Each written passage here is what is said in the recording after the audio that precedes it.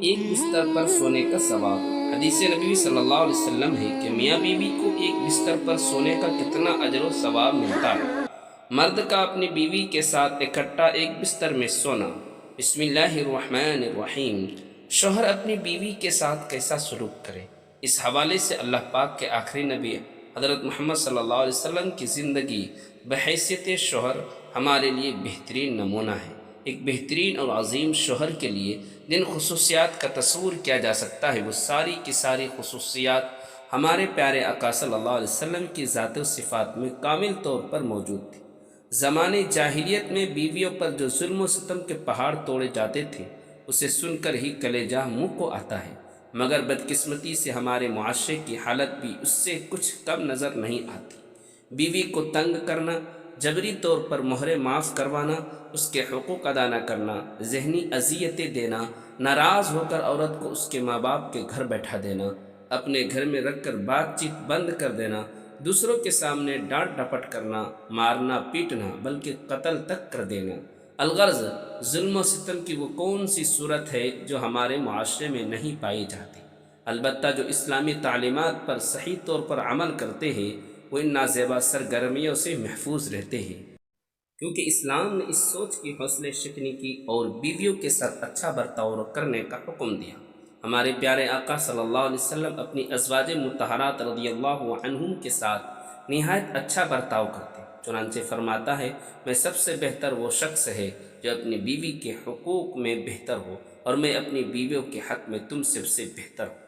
حدیث نبی صلی اللہ علیہ وسلم ہے کہ میاں بیوی کو ایک بستر پر سونے کا کتنا اجر و ثواب ملتا ہے۔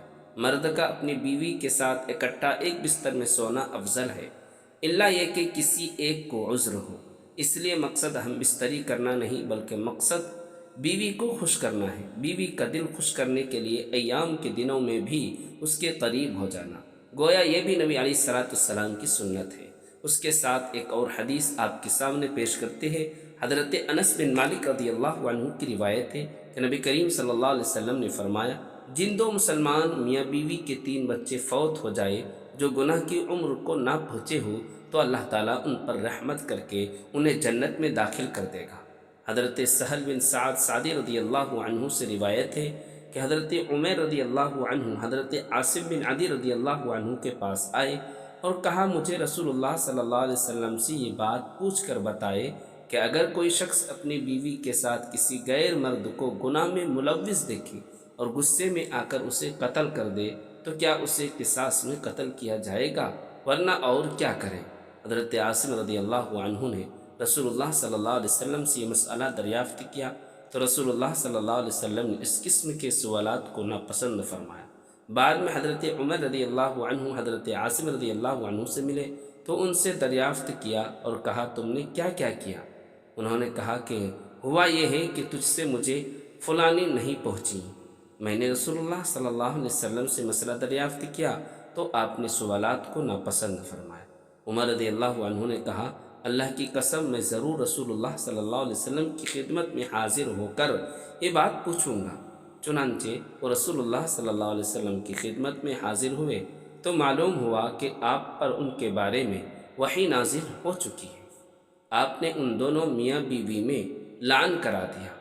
عمر رضی اللہ عنہ نے کہا، اللہ کے رسول، اگر میں اس عورت کو گھر لے جاؤں تو اس کا مطلب ہے کہ میں نے اس پر جھوٹا الزام لگایا ہے۔ چنانچہ انہوں نے رسول اللہ صلی اللہ علیہ وسلم کے حکم دینے سے پہلے ہی اس عورت کو طلاق دے دی۔ پھر لعن کرنے والوں میں یہی طریقہ جاری ہو گیا۔ اس کے بعد نبی کریم صلی اللہ علیہ وسلم نے فرمایا، دیکھو اگر اس عورت کو ہائے سیاہ فام سیاہ آنکھوں والا بڑے سرینوں والا بچہ پیدا ہو، میرے خیال میں اس عمر رضی اللہ عنہ نے یقیناً سچ کہا ہے، اور اگر اس کے یہاں بیر بوٹی جیسا سرخ بچہ پیدا ہو تو میرے خیال اس عمر نے ضرور جھوٹ بولا ہے۔ راوی بیان کرتے ہیں، پھر اس عورت کے یہاں بری صورت والا بچہ پیدا ہوا۔ حضرت عبداللہ بن مسعود رضی اللہ عنہ سے روایت ہے، انہوں نے فرمایا، جمعے کی رات ہم لوگ مسجد میں تھے کہ ایک آدمی نے کہا، اگر کوئی مرد اپنی بیوی کے ساتھ کسی غیر مرد کو گناہ کی حالت میں دیکھ کر قتل کر دے تو تم لوگ اسے قصاص کے طور پر قتل کر دو گے؟ اگر وہ اپنی بیوی کے مجرم ہونے کی بات کرے تو تم اسے الزام تراشی کی سزا کے طور پر کوڑے لگاؤ گے؟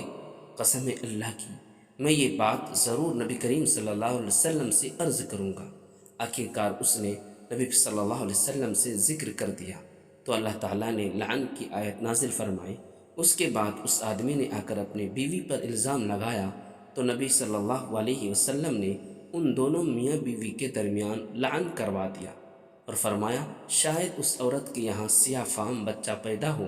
چنانچہ سیاہ فام اور گھنگریلا والوں والا بچہ ہی پیدا ہوا۔ ام المؤمنین حضرت عائشہ رضی اللہ عنہا سے روایت ہے کہ ان کا ایک غلام تھا اور ایک لونڈی تھی جو آپس میں میاں بیوی تھے۔ انہوں نے کہا اے اللہ کے رسول میں ان دونوں کو آزاد کرنا چاہتی ہوں۔ تو رسول اللہ صلی اللہ علیہ وسلم نے فرمایا اگر تو انہیں آزاد کر دے تو عورت سے پہلے مرد کو آزاد کرنا۔ اس کے ساتھ ایک اور حدیث آپ کے سامنے پیش کرتے ہیں۔ حضرت انس بن مالک رضی اللہ عنہ سے روایت ہے نبی کریم صلی اللہ علیہ وسلم نے فرمایا جن دو مسلمان میاں بیوی کے 3 بچے فوت ہو جائے جو گناہ کی عمر کو نہ پہنچے ہوں تو اللہ تعالیٰ پر رحمت کر کے انہیں جنت میں داخل کر دیں گے۔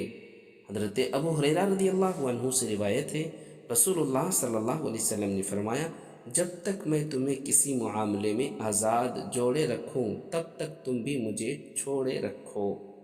بلا وجہ سوال نہ کرو کیونکہ تم سے پہلے لوگ اپنے انبیاء علیہ السلام سے سوال کرنے اور پھر ان کے احکام کی مخالفت کرنے سے ہی ہلاک ہوئے۔ لہٰذا جب میں تمہیں کسی کام کا حکم دوں تو حسب ہمت اس کی تعمیل کرو اور جب کسی کام سے منع کر دوں تو اس سے رک جاؤ۔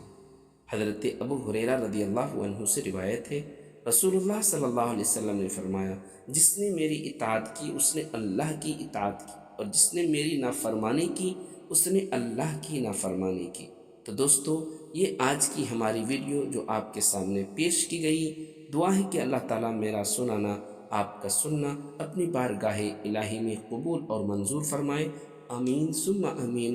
اللہ تعالیٰ کے 99 ناموں میں سے کوئی ایک نام ضرور ٹیپ کیجئے اور ہمارے چینل کو ضرور سبسکرائب کرے، لائک اور شیئر کرے اور دوسروں تک ضرور پہنچائے۔